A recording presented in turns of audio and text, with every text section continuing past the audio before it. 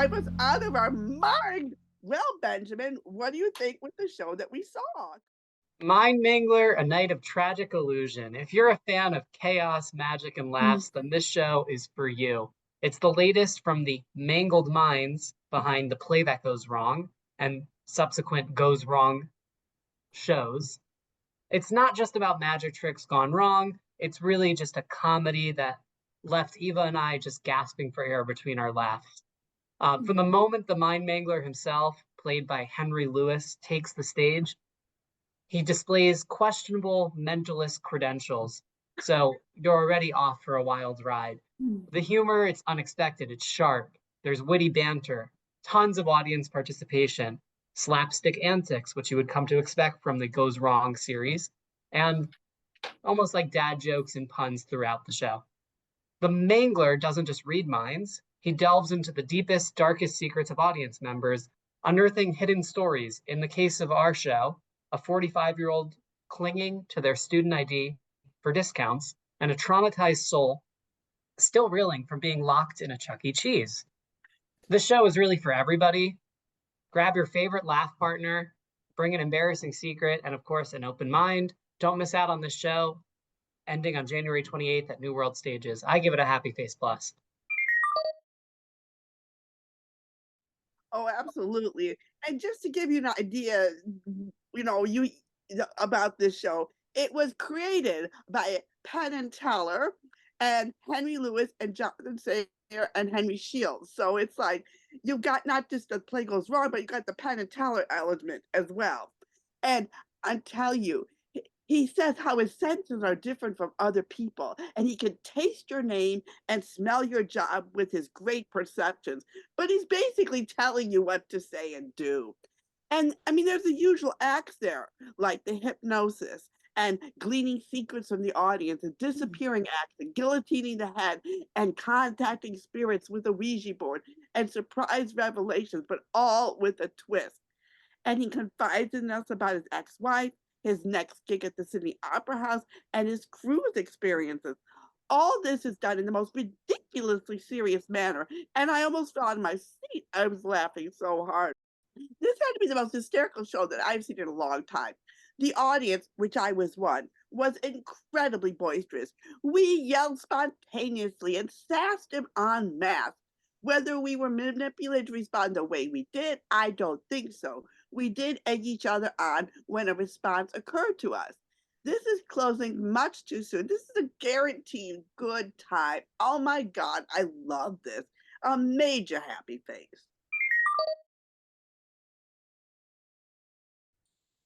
I saw Dmitry Krymov's Eugene Onegin, in our own words, at La Mama, but now it's back in Under the Radar. It's part lecture about the intricacies of theater and entertainment and explaining Eugene Onegin and the importance of Pushkin to us. It's built for children, so if you didn't bring a child, they thoughtfully provide a paper mache child for you. I picked a purple faced one called Arena. This was delightfully told with a nod to the elephant in the room. Can we still appreciate Russian literature and culture in the face of their atrocities to Ukraine? For me, it is likening to respecting Vanessa Redgrave as an actress and abhorring her politics. Now it's safe to enjoy ourselves. As in most Russian literature, someone is in love with someone who isn't in love with them. Duels erupt, tragedy ensues, life goes on. There will be more birthday celebrations in the future. While I had a marvelous time on both trips because it was called Big Trip 1, Big Trip 2, I enjoyed this one more, I confess.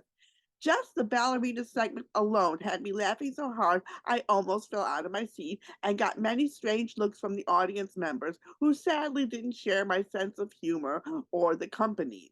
With the help of the front row, they were able to bolster the scenes in unexpected ways. The cast got to display their more comedic elements. Once again, props were used inventively.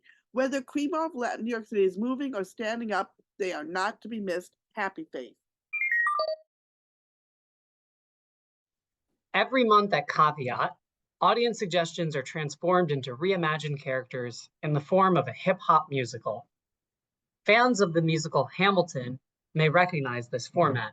I went on the night of January 4th, where Jane Austen was presented as the main character of her musical, Austen.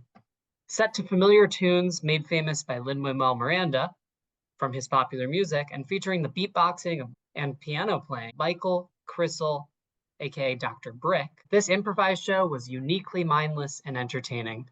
The talented and clever cast of North Coast exhibited great creative license and quick thinking. They delivered an hour-long show filled with historically inaccurate retellings of events. Similar to Gutenberg, the North Coast cast takes a historical fiction approach, roughly reimagining the environment the main character knows from. Anybody Improvised Hamilton is a funny night out and a reminder that history, even the fictionalized kind, can be surprisingly entertaining, especially when you let loose and say yes and to the possibilities. So if you're looking for a unique evening of comedy, music, historical hijinks, ditch the Austen novel and head to Caveat. Have a character in mind to shout out, and maybe some supporting details too. Anybody Improvised Hamilton will have you reimagining everything you thought you knew about anybody. I highly recommend this for fans of improv, comedy, and Hamilton.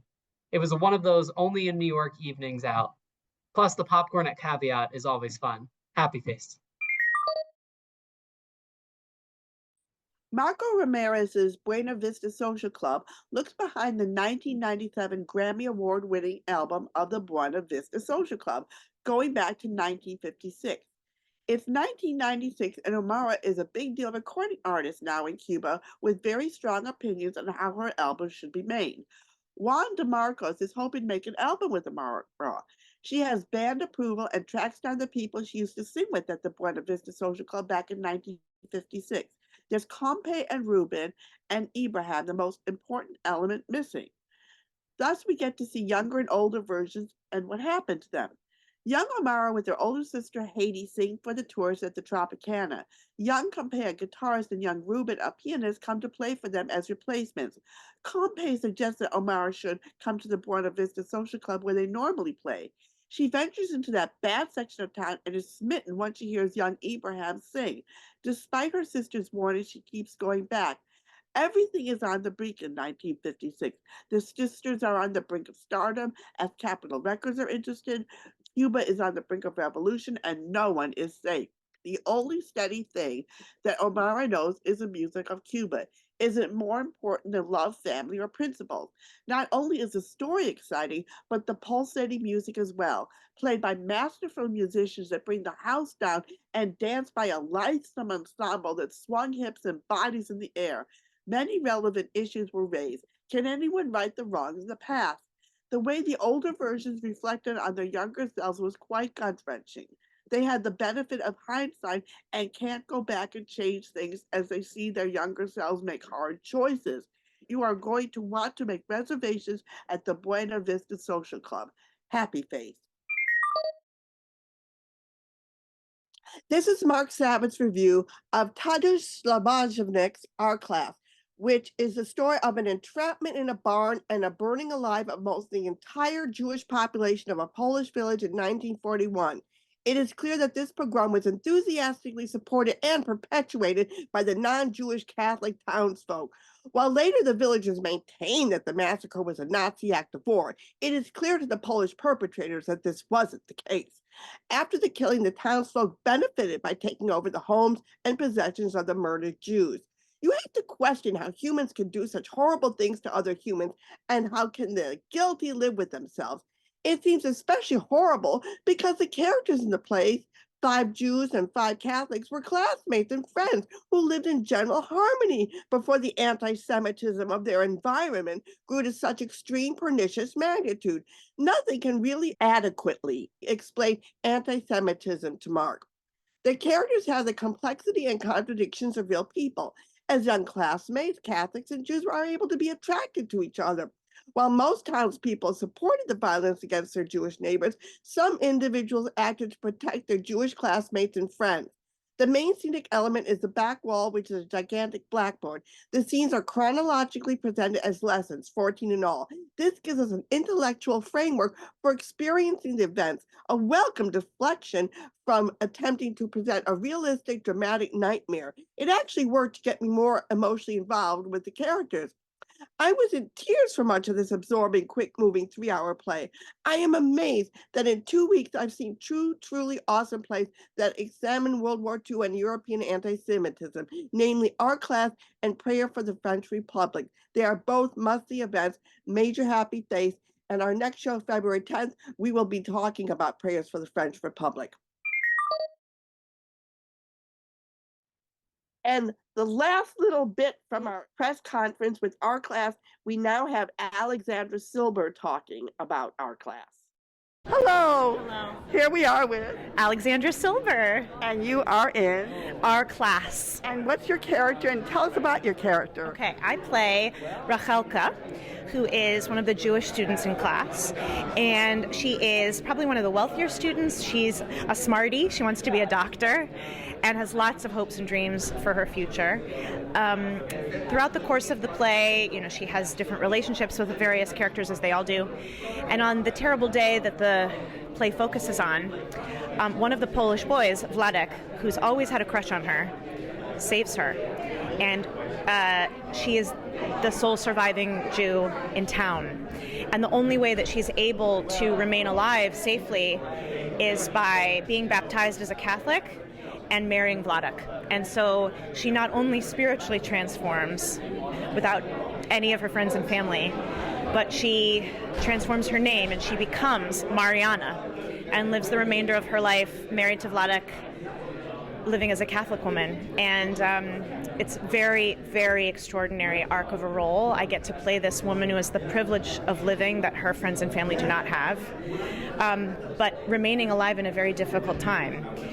That I get to play Rachelka Mariana from the age of 5 to the age of 85. Wow. So it's really extraordinary. I think one of the beautiful things about this play is that it does something very different from a lot of plays about traumatic experiences in society and culture. Oftentimes these plays will say, oh, they did terrible things back then over there, but that has nothing to do with me. And one of the things I love about this play is it's told in direct address, so it compels the audience to participate in a very different way. And additionally, it forces the actors themselves to ask the question, not, oh, I know better than these characters. We know so much more than we did in the 1930s. It actually says very, very demandingly, where does the monster and the animal live within me, and what would it take for it to emerge and have me enact things I don't recognize, betray my values, betray my friends. And with the recognition that that lives in all of us, hoping that we can acknowledge that within the human animal, there's the capacity for great monstrosity, but also great kindness. And may we choose the latter. And also, it's important to survive. I mean, you have to do what you have to do to survive. Absolutely. There's very little we can do to change the world if we're not in it. But I think, above all, the experience so many of us are having, not only in America, but across the globe right now, is profound polarization that is really exploring a very central concept that I think often divides people. It's whether we are going to lead with valuing principle over connection or valuing connection over our principles. And those are not necessarily easy questions to answer, right? And they're also issue by issue for a lot of people. But again, what I hope this portrays is, what would we do if we were in a similar situation? And hopefully acknowledging that these people are not worth judging, that we ourselves need that level of examination so that we can be better people and be a force of light and good in the world going forward. I think one of the biggest problems we have in society right now is a sense of moral purity that somehow equals a social superiority to people that disagree with us. And of course, what this play presents is something much closer to reality, which is moral ambiguity sometimes, right? That we don't necessarily always behave in an absolutely morally pure way. We don't say things in the correct way. We mess up, we hurt feelings, we offend, intentionally and unintentionally. And what do we do with that? It's really what we do as a follow-up that makes a difference. And I think one of the most important things is that the company, which is made up of so many people from across divides from country, language, culture, gender, faith, socioeconomic. There's so many different things amongst the 10 of us in the class, and we have a lot to give each other.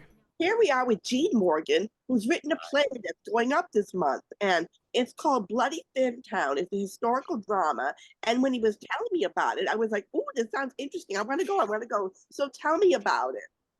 So the story Bloody Finntown, it's about the true story of the 1916 miners, like workers strike. And it was the first ever group of immigrants to go on strike in this country.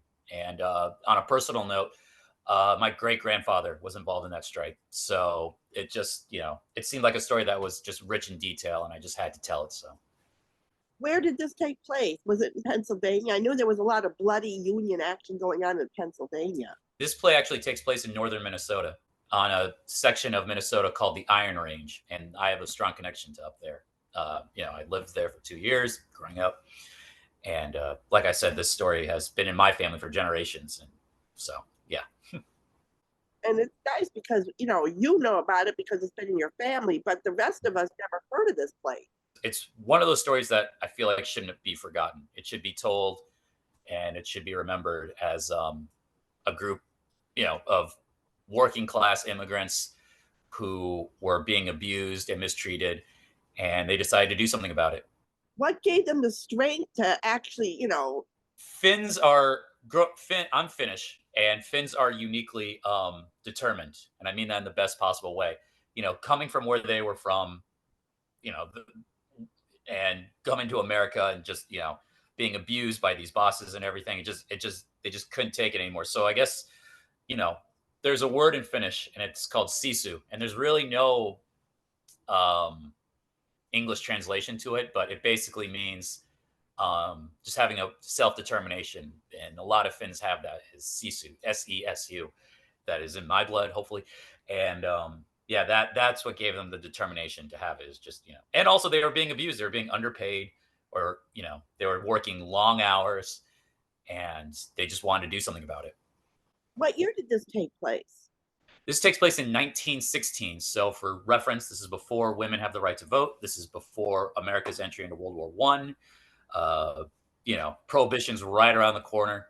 So yeah, it takes place in 1916. So basically, the bosses picked on the wrong group of people.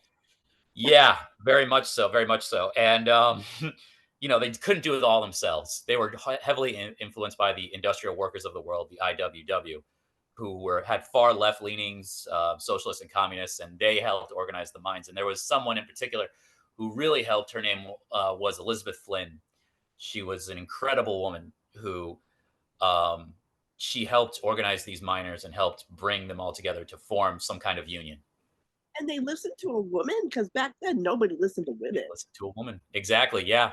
They listened to a woman. It's something. Yeah, it's something. Which I think shows how incredible she was, because she was able to organize a bunch of miners, to all follow her organization. She's an incredible woman. Go look her up, Elizabeth Flynn. She's amazing. Her organization. Her organization was the Industrial Workers of the World. Yeah, she got kicked out of the IWW, I believe, in the 1920s. And she was also one of the founding members of the American Civil Liberties Union, the ACLU. Wow. It was Bill Hayward, was it? The Wobblies? Was that what they were called? They were called Wobblies. Correct. They were called Wobblies. You are correct. The main guy, Big Bill Hayward or someone like that? I think so. Yeah, I'm more familiar with Elizabeth Flynn than that organization in total. But that's the thing, is that what you learn in history is Big Bill, whatever his last name is, and the Wobblies. Yeah. But you don't hear about, more interesting aspects like the female version. It's like the female is usually. No. I think she has she was called the Joan of Arc of the East Side. She did a lot of her work in New York City. And, she also helped organize these workers in northern Minnesota as well. Just an incredible, incredible woman. And the actresses I have playing her, Wes Caddy and Chrissy Taylor, they do phenomenal jobs. I love their performances. How did she find out that Minnesota needed her if she's in New York City? Uh, just the IWW was wanting to get involved in this fight, and they just sent her. And she was an incredible labor organizer. So they thought she would be the best one to handle it. Yes. But I thought you said she was kicked out of the IWW. After this. Oh, Yeah. you mean she does all this work? She's hopefully successful. I don't Yeah. want to get anything Well, away. you'll see the play. Does your mom know about this play? Is she going to come into town to see it? I mean, she must be very excited. She could not be happier for me. She's my mom. You know, she's Finnish through and through. She speaks the language. I unfortunately do not. But yeah, she is incredibly proud of me with this play. She is the heart behind this. She is, helped me out so much. She's even helped. Speaking of speaking the language, she's helped with some of the script in terms of like some of the Finnish words that I wanted. So I'm really looking forward to seeing it. And when is it running again? So it runs this weekend, next week. We just had our first week last week. It went great. And it's going to be running every Thursday, Friday, Saturday at 7:00 and every Sunday at 3:00. And it will be running at the Players Theater, which is in Greenwich Village. The address is 115 McDougal Street. It's right next to the Comedy Cellar. You can go on the Players Theater website to go get tickets and use the promo code Finland, all caps, FINLAND, Finland, for 60% off. I cannot recommend this play enough. Ooh, It is. and how long is it running for? When does it end? Until next week. January 28th? Yes, correct. That is the last day. All right. Well, I'm excited about seeing it. I'm excited to have you there. It's going to be great. I hope you both love it. It is. Yeah, I put a lot of work into this, and this is my family history. So last weekend, I went out to Brooklyn, a rarity for me, to the space at Irondale, which is an old church auditorium, to see a choral work called Terce, Terce, which was described in the press release as being based on a breviary mass written by Heather Christian and performed by a large ensemble of young women in various denim outfits, accompanied occasionally by a drummer, saxophone, and piano player. I speak as a lapsed Catholic. Breviaries are the ancient Catholic masses traditionally performed daily at 9 a.m. and dedicated to the Holy Spirit, which is the third leg of the Christian trilogy of the Father, Son, and the Holy Ghost.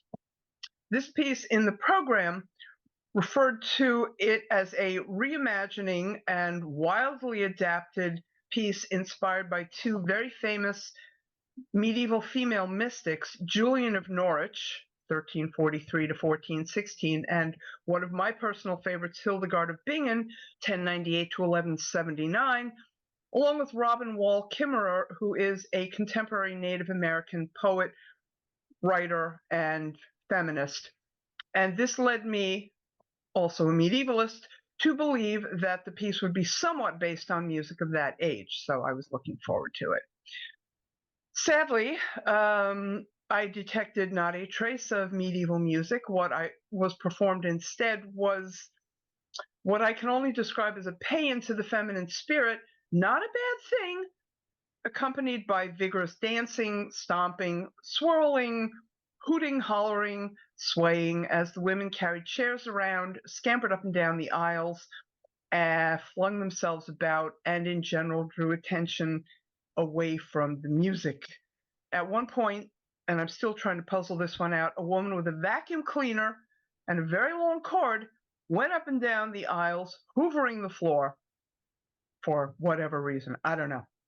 I will say that the performers were nothing if not energetic, and they obviously believed fervently in what they were doing and the songs they were singing. And I don't want to sound like an anti-feminist because, believe me, I am not. But it wasn't what I was expecting, and even based on the fact that it was supposed to be a feminist work, it didn't come across that way to me. There was, Mother Earth and Gaia and all that just didn't translate to my mind. So I gave it a mixed face. I am not Catholic, lapsed or otherwise. I don't know anything about medieval times. So I just knew Heather Christian wrote this brilliant musical thing, oratorio for living. So I was just there to listen to the music and nothing else. So I'm outside listening to this gorgeous music. I'm actually in tears because these beautiful voices are coming through the doors, assuaging me. And I'm just like, oh, calming me down. And I'm crying because it's so beautiful. And I'm like, oh, great. So I go in and I kind of liked all these weird denim outfits going around. And yeah, the hoofering was really distracting because it was loud and it was taking away from the music. And I like the music. I like listening to the music. And at points, you know, you could read. They had the words of the music, so you almost like had subtitles, so you can read what they were saying because you would just have this wall of sound coming at you, and you really can't understand the lyrics otherwise.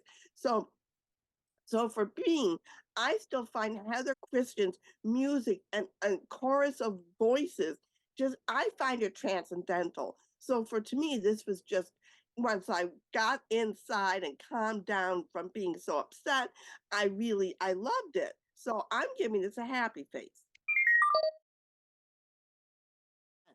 Tennessee Williams is having his heyday. We got Tennessee Rising, the Dawn of Tennessee Williams, Fridays at 7 p.m. until February 2nd at the Laurie Beechman Theater.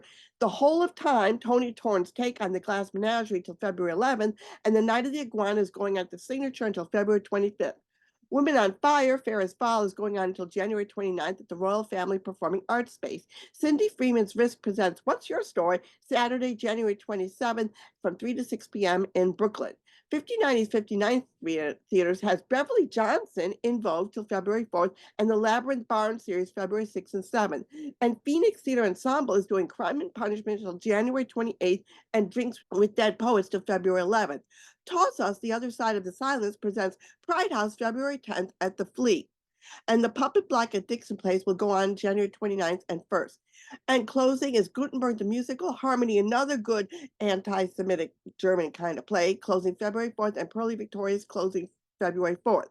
And we've got the gala for Theater for the New City, Love and Courage, going on February 12th.